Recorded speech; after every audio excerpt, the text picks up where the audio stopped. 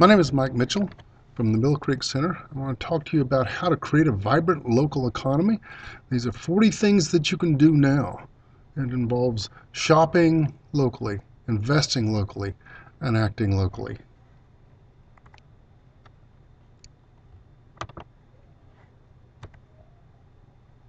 Why a local focus?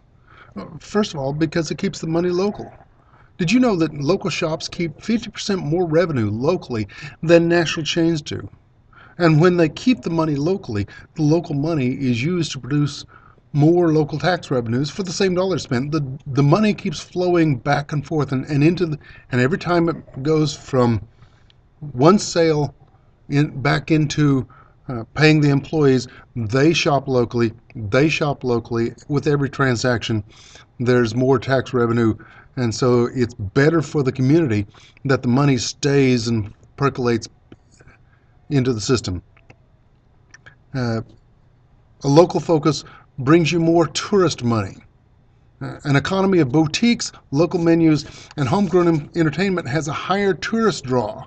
If I can go to the same restaurants or the same shopping venues at any mall in America, then why do I need to come here? If instead I have unique boutiques, unique venues, unique restaurants, that's a draw to bring tourists to this region. So first, I want to ask you to shop local. As often as you can, choose to shop with a local provider, especially a restaurant that gets their food from local growers. Think of the carbon footprint that is much smaller by having the food come locally. The food is fresher, often has better flavor, and you're again improving the local economy by providing an income for a local person who's able to add their money back into the community. I've found that local stores will keep their money in the community. The studies show that a small shop generally generate more profit per square foot than megastores. And local shops tend to pay higher wages and still remain profitable.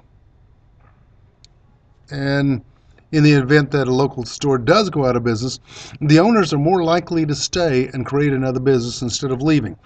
Local shops are more likely to stay even after the tax incentives are done. The second thing you can do is to invest local. This is something everyone can do. Put some of your savings in a local credit union so that it can be used by the money. Use a local bank if that bank's practice is to make loans to local firms and move that money around within the community.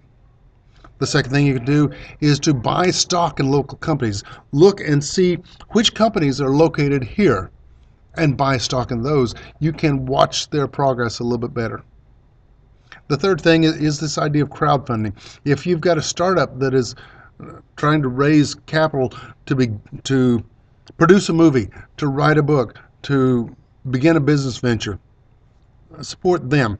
Let them have their start. There's a problem with crowdfunding in that the current law won't let that crowdfunding entity pay a return on the investment in cash.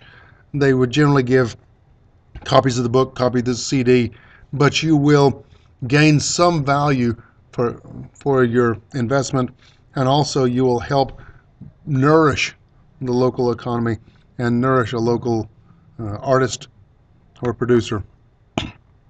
Now, in terms of investment cash, you could put it into the bank and understand the high yield savings account right now is less than 1%. So I'm asking you that if you have investment capital available, to take some of it and make private loans to local businesses. It is more risky. It's not insured. But a lot of times $5,000, $10,000, maybe up to $20,000 in a private loan to a local business is all they need to get started. I consulted with one client. If he had $5,000, he could start his own business, buy a truck, buy the equipment, begin his service business.